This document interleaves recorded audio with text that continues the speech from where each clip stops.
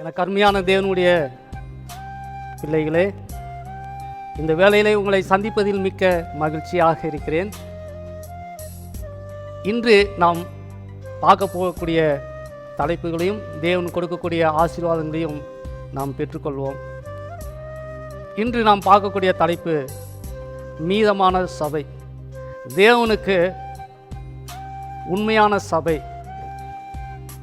வேத புத்தகத்தில் நீங்கள் பார்த்தீங்கன்னா, கர்த்தராகிய இயேசு கிறிஸ்துவை மணவாளனுக்கு ஒப்பாகவும் சபையை மணவாட்டிக்கு ஒப்பாகவும் சொல்லுவாங்க. அப்போது மணவாளன் ஒருவர், கர்த்தராகிய இயேசு கிறிஸ்து மணவாளன். ஒரு மணவாளனுக்கு ஒரே மணவாட்டி. அந்த ஒரு மணவாட்டி தான் உண்மையான சபை. அப்போ கர்த்தராகிய இயேசு கிறிஸ்து யாருன்னு நம்மளுக்கு தெரியும். அவருடைய மணவாட்டி யாருன்னு சொல்லி நம்ம கண்டுபிடிக்கணும். கர்த்தருடைய புஸ்தகத்தில் நம்ம என்ன செய்யணும்? தேடி வாசிக்கணும் அப்படின்னு வேதவசனம் சொல்லுது. ஏசாயா 34:16. அப்போது இன்றைக்கி நம்ம தேட போகிறோம், இயேசு சாமியுடைய மணவாட்டி யார்? ஏன்னா இந்த உலகத்தில் அநேக சபைகள் இருக்குது, நிறைய சபைகள் இருக்குது. ஒவ்வொரு சபைகளும் ஒவ்வொரு கருத்தை என்ன செய்கிறாங்க? முன்வைக்கிறாங்க. பொதுவான கருத்துகள் இருந்தாலும் நிறைய விஷயங்களில் ஒவ்வொரு திருச்சபைக்கும் முரண்பாடுகள் என்ன செய்யுது இருக்குது. அப்படி என்றால் ஒன்று புரிஞ்சுக்கிங்க, இந்த உலகத்தில் எவ்வளோ ஸ்கூல் வேணாலும் இருக்கலாம். அமெரிக்காவில் இருக்கலாம், ரஷ்யாவில் இருக்கலாம், இந்தியாவில் இருக்கலாம். எல்லா ஸ்கூல்லையும் ஒன்றும் எத்தனைன்னு தான் சொல்லிக் கொடுக்கணும்? 2ன்னு தான் சொல்லிக் கொடுக்கணும். ரெண்டும் எத்தனைன்னு சொல்லிக் கொடுக்கணும்? 4ன்னு தான் சொல்லிக் கொடுக்கணும். அப்படிதான், அதுதானே சரியாக இருக்கும். உங்களுக்கு புரியுதுங்களா நான் என்ன சொல்ல வரேன்னு? ஒன்று என்னது 2 இல்லைல்ல. உங்களோட நாங்கள் பெரிய நாடு, எங்கள் ஸ்கூலில் 3ன்னு சொல்லி கொடுப்போம்னு சொல்லி கொடுக்கலாமா? அப்படின்னா எந்த சபையாக இருந்தாலும் சரி, இந்த உலகத்திலே எந்த சபையாக இருந்தாலும் சரி, சரிங்களா, கர்த்தருடைய போதனைகள் ஒரே மாதிரியாக தான் என்ன செய்யணும்? இருக்கணும். போதனைகளில் எந்த வித்தியாசமும் என்ன செய்யக்கூடாது? இருக்கக்கூடாது. அப்போ உண்மையான சபையுடைய குணம் என்ன? உண்மையான சபை, கர்த்தருடைய மணவாட்டி யார்? அவங்களுக்கான அடையாளம் என்ன அப்படின்றத இன்றைக்கி நம்ம என்ன செய்யலாம்? நம்ம பார்க்கலாம். ஒரு வசனம் வாசிப்போம். வெளிப்படுத்தல் 12வது அதிகாரம் லாஸ்ட் வசனம் 17வது வசனம் என்ன சொல்லுதுன்னு பாருங்க. அப்பொழுது வலு சர்ப்பமாவது ஸ்திரீயின் மேல் கோபம் கொண்டு தேவனுடைய கற்பனைகளை கை கொள்கிறவர்களும் இயேசு கிறிஸ்துவை குறித்து சாட்சியை உடையவர்களும் ஆகிய அவளுடைய சந்ததியான மற்றவர்களுடனே யுத்தம் பண்ண போயிற்று. வலு சர்ப்பம் ஒரு ஸ்திரீயின் மேலே கோபம் கொள்ளுது அப்படின்னு சொல்லி நான் வேதத்தில் என்ன செய்கிறோம்? பார்க்குறோம். வலு சர்ப்பனா யார்? அதே அதிகாரத்தில் பதில் இருக்கு பாருங்க. வெளிப்படுத்தல் 12வது அதிகாரம் 9வது வசனம். உலக மனத்தையும் மோசம் போக்குகிற பிசாசு என்றும் சாத்தான் என்றும் சொல்லப்பட்ட பழைய பாம்பாகிய பெரிய வலு சர்ப்பம் தள்ளப்பட்டது. அது பூமியிலே விழ தள்ளப்பட்டது. அதனோட கூட அதை சேர்ந்த தூதனும் தள்ளப்பட்டார்கள். அப்போ பெரிய வலு சர்ப்பம் அப்படின்னா சாத்தானை குறிக்குது. அப்போ இந்த அதே அதிகாரத்தில் 17வது வசனம், இந்த வலு சர்ப்பம் ஸ்திரீயின் மேல் கோபம் கொண்டு, ஸ்திரீனா யாரு? சபை. அப்போ பரலோகத்திலிருந்து விழ தள்ளப்பட்ட அந்த பெரிய வலு சர்ப்பம் இந்த பூமியில் இருக்கிற கர்த்தருடைய மணவாட்டி உண்மையான சபையின் மேலே என்ன செய்யுதுன்னா கோபம் வைக்குது. எதுக்கு கோபம் வைக்குது அப்படின்னு பார்த்தா, அந்த கர்த்தருடைய மணவாட்டிக்கிட்ட 2 கேரக்டர் இருந்துச்சு, 2 குணம் இருந்துச்சு. அந்த 2 குணம் என்னன்னு சொல்லி உங்களுக்கு தெரிஞ்சுக்கணும்னு ஆசையாக இருக்குதா? வாங்க நம்ம பைபிளை வாசிக்கலாம். இப்படி தான் நம்ம வேத புத்தகத்தை என்ன செய்யணும்? ஆராய்ந்து பார்க்கணும். அப்போ தான் நித்திய ஜீவன் நம்மளுக்கு கிடைக்கும். ஏன்னா இயேசு சாமி அதான் சொன்னார். யோவான் 5வது அதிகாரம் 39வது வசனத்தில் அதை தான் சொன்னார். வேத வாக்கியங்களை ஆராய்ந்து பாருங்கள், அவைகளால் உங்களுக்கு நித்திய ஜீவன் உண்டு. என்னை குறித்து சாட்சி கொடுக்கிறவைகளும் அவைகளே. அப்போ வேத வசனத்தை நம்ம ஆராய்ச்சி பண்ண போகிறோம். பாருங்கள், வெளிப்படுத்தல் 12வது அதிகாரம் 17வது வசனத்தில் இந்த ஸ்திரீக்கு என்ன ஒரு குணம் இருக்குது அப்படின்னு பார்த்தீங்கன்னா, தேவனுடைய கற்பனைகளை கை கொள்கிறவர்கள், இயேசு கிறிஸ்துவை குறித்து சாட்சி உடையவர்கள். அப்போ இந்த ஸ்திரீக்கும் இந்த ஸ்திரீனுடைய சந்ததிக்கும் என்ன கேரக்டர் இருக்குன்னா, 2 கேரக்டர் இருக்கும். அவர்கள் தேவனுடைய கற்பனைகளை கை கொள்வார்கள், அப்புறமா இயேசு கிறிஸ்துவை குறித்த சாட்சியை உடையவங்களாக இருப்பாங்க. சரிங்களா? அப்போ எந்த ஒரு திருச்சபை, இந்த உலகத்தில் எந்த சபையாக கூட இருக்கலாம். சரிங்களா? அதுக்கு என்ன பேர் வேணால் கூட இந்த உலக பிரகாரமாச்சு. எத்தனையோ குழந்தைகள் பிறக்குது. ஒவ்வொரு குழந்தைய நம்ம ஐடென்டிஃபை பண்ணி கூப்பிட்றதுக்கு அவங்களுக்கு நம்ம ஒவ்வொரு பேர் வைக்கிறோம். சரிங்களா? ஆனால் பொதுவாக பார்த்தா அவங்க மனுஷங்க. சரிங்களா? கடவுளுடைய பிள்ளைங்க. அது மாதிரி இந்த உலகத்தில் எவ்வளோ திருச்சபைகள் இருக்குது. ஒவ்வொரு திருச்சபைக்கும் ஒவ்வொரு பேர் இருக்கலாம். நம்ம தெரிஞ்சுக்கிறதுக்காக, நம்முடைய புரிதலுக்காக. ஆனால் அந்த சபைகள் எல்லாம் தேவனுடைய சபையா, உண்மையான மணவாளனுக்கு கற்புள்ள கன்னிகளா, அவங்க மணவாட்டியா இருக்கிறாங்க அப்படின்னா அவங்களுக்கு 2 கேரக்டர் இருக்கும். ஒன்று, தேவனுடைய கற்பனைகளை என்ன செய்வாங்க, கை கொள்வாங்க. இன்னொன்று, அவங்க இயேசு சாமியை குறித்ததான சாட்சியை உடையவங்களாக என்ன செய்வாங்க, இருப்பாங்க. சரிங்களா? எந்த சபையிலெல்லாம் இயேசு சாமியே எங்களுடைய இரட்சகர், அவர் எங்களை மீட்பதற்காக வந்தார், அவரே எங்களுடைய மீட்பர் என்று சொல்லி அவங்க ஏற்றுக்கிறாங்களோ அவங்க உண்மையான சபை. அதே நேரத்தில் அவருடைய சொந்த விரலால் எழுதி கொடுத்த அந்த கற்பனைகள் ஒழியவில்லை, அது இன்றும் என்னை கட்டுப்படுத்துகிறது, அதன்படிதான் நான் வாழ்வேன் அப்படின்னு சொல்லி அவரை மட்டுமே நான் தெய்வமாக கொள்ளுவேன், அவருக்கு ஒப்பாக ஒரு சிலையும் நான் உருவாக்க மாட்டேன், அவருடைய நாமத்தை வீணிலே வழங்க மாட்டேன், அவருடைய நாளாகிய பரிசுத்த ஓய்வு நாள் 7வது நாள் சனிக்கிழமை அன்று நான் ஆலயம் செல்வேன், அதுவே பரிசுத்த ஓய்வு நாள், தாயும் தகப்பனையும் நான் கனம் பண்ணுவேன், கொலை செய்ய மாட்டேன், விபச்சாரம் செய்ய மாட்டேன், திருட மாட்டேன், மற்றவங்களுக்கு விரோதமாக பொய் சாட்சி சொல்ல மாட்டேன், மற்றவங்களுடைய பொருள் எதுவாக இருந்தாலும் அதை நான் இச்சிக்க மாட்டேன் என்று இந்த கற்பனைகளை கை கொள்ளுகிறவர்களாக இருக்க வேண்டும். இதன்படி சபை நடக்க வேண்டும், இதன்படி சபை உபதேசிக்க வேண்டும். இந்த 2 அடையாளங்கள் இருந்தால்தான் அது மெய்யான சபை. அதனால தான் இப்படிப்பட்ட ஒரு மெய்யான சபையை இந்த உலகத்தில் வச்சிருக்கக்கூடாதுன்னு சொல்லி பொல்லாத வலு சர்ப்பம், பரலோகத்திலிருந்து விழ தள்ளப்பட்ட அந்த வலு சர்ப்பம் என்ன செய்யுது, இந்த சபை மேலே கோபம் கொண்டு என்ன செய்யுது, யுத்தம் பண்ண போயிட்டு அப்படின்னு சொல்லி வேதவசனம் சொல்லுகிறது. ஆகையால் எனக்கு அருமையான தேவனுடைய பிள்ளையே, நீ போகிற சபையில் இந்த 2 அடையாளம் இருக்குதான்னு நீ பார்க்கணும். சரிங்களா? சரி, நீங்கள் உண்மையான விசுவாசிகளாக இருந்தால் உங்ககிட்ட என்ன கேரக்டர் இருக்கணும்? உண்மையான சபை, உண்மையான விசுவாசி யார்? இப்போ உண்மையான சபை எது அப்படின்னு நாம் பார்த்துட்டோம். சரிங்களா? உண்மையான விசுவாசிகள் யார் அப்படின்னு பார்க்கலாம். அதே வெளிப்படுத்தின சுவிசேஷம் 14வது அதிகாரம் 12வது வசனம், தேவனுடைய கற்பனைகளையும் இயேசுவின் மேலுள்ள விசுவாசத்தையும் காத்து கொள்ளுவர்களாகிய பரிசுத்தவான்களுடைய பொறுமை இதிலே விளங்கும். அப்படி என்றால் தேவனுடைய கற்பனைகளையும் இயேசுவின் மேலுள்ள விசுவாசத்தையும் காத்து கொள்ளுகிறவர்கள் தான் பரிசுத்தவான்கள். அவங்களுடைய பொறுமை இதில் விளங்கும். கற்பனைக்கு கீழ்ப்படுகிறதில் விளங்கும் அவங்களுடைய பொறுமை. பரிசுத்த ஓய்வு நாள் 7வது நாள் ஓய்வு நாள்னா நீங்கள் பொறுமையாக நீங்கள் ஆசிரிப்பீங்க. நீங்கள் அவசரப்பட்டு இன்னொரு நாள் ஓய்வு நாள் நீங்கள் சொல்லவே மாட்டீங்க. சரிங்களா? 7ஆம் நாள் உன் தேவனாய கர்த்தருடைய ஓய்வு நாள் கற்பனையில் சொல்லப்பட்டிருக்கு. நீங்கள் கற்பனையை காத்து கொள்ளணும். சரிங்களா? ஏன்னா பிசாசு உங்ககிட்ட இருந்து திருடி போடுவான். அவரை தான் நீங்கள் தெய்வமாக வணங்கணும்.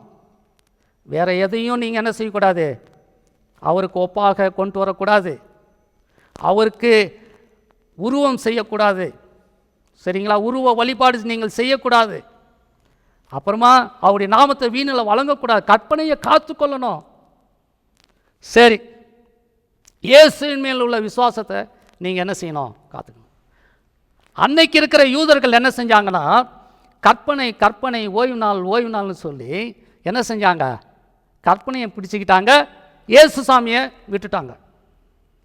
இன்னைக்கு இருக்கிற கிறிஸ்தவர்கள் என்ன செய்கிறாங்க, இயேசுதான் எங்கள் ரட்சகர், இயேசுதான் எங்கள் ரட்சகர்னு இயேசு சாமியை பிடிச்சிக்கிட்டாங்க, கற்பனையை விட்டுட்டாங்க. இப்போ நல்லா யோசித்து பாருங்கள். ஒரு ரூபா நோட்டு இருக்குது. ஒரு சிவகாசியில் நடந்த ஒரு சம்பவம் என்னுடைய சின்ன வயசில் நான் கேள்விப்பட்டேன். என்னென்னா, 20 ரூபா நோட்டை ஒரு பையன் எடுத்துகிட்டு போய் ஒரு ஹோட்டலில் கொடுத்து சாப்பாடு வாங்கியிருக்கான். அவங்களும் சாப்பாடு கொடுத்துட்டாங்க. சாப்பாடு வாங்கிட்டு வந்த அந்த பையன் சாப்பிட்டுட்டு இருக்கும்போது பின்னாடியும் போலீஸ் வந்துருச்சு. எதுக்கு போலீஸ் வந்துச்சு அப்படின்னு பார்த்தா, அந்த 20 ரூபா நோட்டில் ஒரு பக்கம் பிரிண்ட் ஆகிருக்கு, இன்னொரு பக்கம் பிரிண்ட் ஆகலை. இந்த கல்லாப்பட்டியில் ஹோட்டலில் உட்காந்துருந்த அந்த ஆள் ரூபா நோட்டை வாங்கி அந்த காசு பெட்டிக்குள்ளே போடும்பொழுது அந்த ரூபா நோட்டு இப்படி திரும்பி விழும்போது வெள்ளை கலரில் இருந்திருக்கு, பிரிண்ட் ஆகாமல். அப்போ அவர் உடனே கண்டுபிடிச்சிட்டாரு இது கள்ள நோட்டுன்னு. அப்போ இந்த பையன்தான் வாங்கிட்டு போனால், இந்த இப்படி தான் போனால், அவன் வீடு இங்கே இருக்குன்னு சொன்னோடனே அவனுக்கு பின்னாடியே போலீஸ் வந்துட்டாங்க. இப்போ இந்த சம்பவத்துலேருந்து என்ன தெரிஞ்சுக்கிறோம், ஒரு ரூபா நோட்டு சரிங்களா, அது ஒரிஜினல் நோட்டாக இருந்தாலும் சரி, எதாக இருந்தாலும் சரி, சரிங்களா, 2 பக்கம் பிரிண்டாக இருக்கணும். அதுதான் என்னது, உண்மையான நோட்டு. ஒரு பக்கம் பிரிண்ட் ஆகி இன்னொரு பக்கம் பிரிண்ட் ஆகலைன்னா ரொம்ப கன்ஃபார்மாக சொல்லலாம் அது கள்ள நோட்டுன்னு.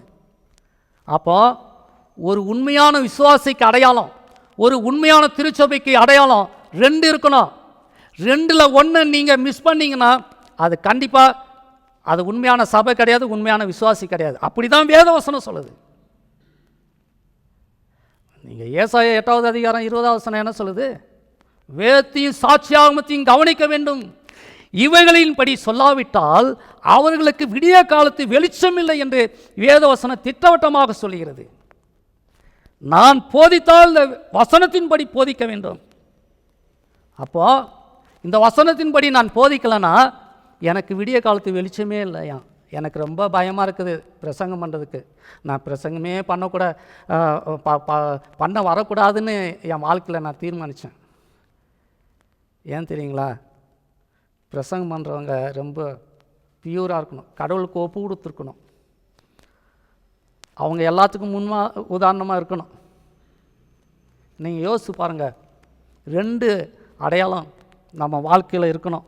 நீங்கள் உண்மையான விசுவாசியாக இருந்தால் உங்கள் வாழ்க்கையில் 10 கற்பனைக்கு கீழ்ப்படியணும், இயேசு சாமியை விசுவாசிக்கணும். சரிங்களா? ஆகையால் கற்பனையை தேவன் ஒழிக்கவில்லை, மோசையின் நியாயப்பிரமாணங்களை தான் ஒழிச்சார். அது உடன்படிக்கை பெட்டிக்கு வெளியில் இருந்தது. தேவனுடைய சொந்த விரலால் எழுதி கொடுக்கப்பட்ட அந்த 10 கற்பனை உடன்படிக்கை பெட்டிக்கு உள்ளே இருந்தது. அது இன்று பரலோகத்திலும் இருக்கிறது. அது நியாய தீர்ப்பு செய்யக்கூடிய பரிசுத்த மகா பரிசுத்த ஸ்தலத்தில் இருக்கிறது. ஒரு வசனம் வாசிக்கலாம். வெளிப்படுத்தல் 11வது அதிகாரம் 18, 19. ஜாதிகள் கோபித்தார்கள், அப்பொழுது உம்முடைய கோபம் உண்டது, மரித்தோர் நியாய தீர்ப்பு அடைகிறதுக்கும் தீர்க்கதரிசிகளாகிய உம்முடைய ஊழியக்காரருக்கும் பரிசுத்தவான்களுக்கும் உமது நாமத்தின் மேல் பயபக்தியாயிருந்த சிறியோர் பெரியோருக்கும் பலன் அளிக்கிறதுக்கும் பூமியை கெடுத்தவர்களை கெடுக்கிறதற்கும் காலம் வந்தது என்று சொல்லி தேவனை தொழுது கொண்டார்கள். அப்போ இந்த 18வது வசனம் நியாய தீர்ப்பை பற்றி பேசுது. நியாய தீர்ப்பை குறித்து பேசும்பொழுது நியாய தீர்ப்பு கொடுக்கும் காலம் வந்தது. பரிசுத்தவான்களுக்கு பரலோக ராஜ்யம், இந்த பூமியை கெடுத்தவர்களுக்கு அழிவு. அப்படி என்று நியாய தீர்ப்பு கொடுக்கிறதுக்கு காலம் வந்தது என்று தேவனை தொழுது கொண்டார்களாம். இந்த நியாய தீர்ப்பை பற்றி பேசிட்டு பரலோகத்தில் யோவானுக்கு கடவுள் ஒரு இடத்த காமிக்கிறார். எந்த இடம் உங்களை பார்க்கணுன்னு ஆசையாக இருக்கா? வாங்க என் கூட. 19வது வசனம் வாசித்தா தெரியும். அப்பொழுது பரலோகத்தில் தேவனுடைய ஆலயம் திறக்கப்பட்டது. அப்பொழுது நியாய தீர்ப்பை பற்றி சொல்லிட்டு அந்த வார்த்தையை யூஸ் பண்ணுறாங்க. அப்பொழுது, எப்பொழுது? நியாய தீர்ப்பின் பொழுது. அப்பொழுது தேவனுடைய ஆலயம் திறக்கப்பட்டது. எதுக்கு திறக்கப்பட்டது? தேவனுடைய ஆலயம் திறக்கப்பட்டு இந்த யோவானுக்கு என்ன காமிக்கப்பட்டது? இந்த நியாய தீர்ப்பை தேவன் எதை வைத்து செய்கிறார் என்று காட்டப்பட்டது என்றால், எனக்கு அருமையான தேவனுடைய பிள்ளைகளே, வாசிப்போம். அவருடைய ஆலயம் திறக்கப்பட்டது. அவருடைய ஆலயத்திலே அவருடைய உடன்படிக்கை பெட்டி காணப்பட்டது. அப்போ ஏன் நியாய தீர்ப்பை பற்றி பேசிட்டு இந்த உடன்படிக்கை பெட்டியை காமிக்கணும்னு உங்களுக்கு புரியுதா? எனக்கு அருமையான தேவனுடைய பிள்ளைகளே, தேவன் நம்மக்கிட்ட ரொம்ப அன்பாக அவருடைய மகா பெரிய கிருபையின் இரக்கத்தின் நிமித்தமாக இந்த எச்சரிப்பின் செய்தியை நம்மக்கிட்ட கொடுக்கறதுக்கு காரணம் என்னன்னு தெரியுங்களா? நம்ம மேலே கோபமாக இருக்கிறதுனால இந்த எச்சரிப்பு செய்தி கொடுக்கணும். நம்ம மேலே அன்பாக இருக்கிறதுனால தான் நீ தப்பிச்சுக்கடா செல்லப்பில்லை அப்படின்னு சொல்லி நம்மக்கிட்ட பேசிகிட்டு இருக்கார். அப்போ ஒரு உண்மையான பரிசுத்தவானுடைய பொறுமை எதில் விளங்குன்னா, தேவனுடைய கற்பனைகளை கை கொள்ளுதும், இயேசு கிறிஸ்துவின் மேல் இருக்கிற விசுவாசத்தை காத்துக்கொள்ளுதல் இருக்கு. ஒரு உண்மையான திருச்சபையினுடைய அடையாளம் எதில் இருக்குது அப்படின்னு பார்த்தீங்கன்னா, தேவனுடைய கற்பனைகளை கை கொள்கிறதும் இயேசு சாமி மேல் இருக்கிற விசுவாசத்தை காத்துக்கொள்ள. அதுதான் இங்கே வேதவசனம் என்ன செய்யுது சொல்லுது. ஆகையால் வெளிப்படுத்தல் 12வது அதிகாரம் 17வது வசனம் ஒரு உண்மையான திருச்சபையை நம்மளுக்கு காமிக்கிறது. வெளிப்படுத்தல் 14வது அதிகாரம் 12வது வசனம் ஒரு உண்மையான விசுவாசியை அடையாளம் காமிக்கிறது. இந்த இரண்டு இடத்திலும் தேவனுடைய கற்பனையும் வருகிறது, இயேசு கிறிஸ்துவின் மேலுள்ள இருக்கிற விசுவாசம் இயேசு சாமியும் வராரு. ரெண்டு இது ரொம்ப முக்கியங்க. அதனால் எனக்கு அருமையான தேவனுடைய பிள்ளைகளே, தேவன் உங்களை ஆசீர்வதித்து பாதுகாத்து உங்களை நித்திய ஜீவனைக்குள்ளே உங்களை பிரவேசிக்க வைக்கணும்னு சொல்லி அவர் விரும்புகிறார்.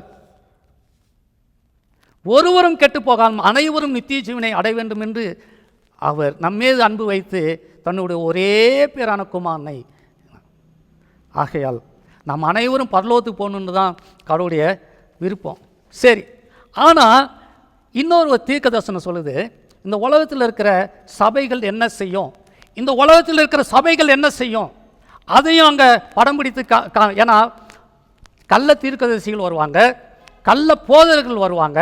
அப்போ கள்ள போதர்கள், கள்ள தீர்க்கதரிசிகள், கள்ள கிறிஸ்துகள் வரும்பொழுது அவங்களும் சபையை உருவாக்குவாங்க. அவங்களுக்கு என்ன வேலை? இந்த கள்ள கிறிஸ்துகளுக்கும் கள்ள தீர்க்கதரிசிகளுக்கும் கள்ள போதகர்களுக்கும் என்ன வேலை? அவங்களும் சபையை உண்டாக்கி அவர்களும் என்ன செய்வாங்க? ஊழியம் செய்வாங்க. அது எப்படிப்பட்ட ஊழியம் தெரியுமா இருக்கும்? ஏசாயா 4வது அதிகாரத்தில் தான் நம்ம பார்க்கலாம்.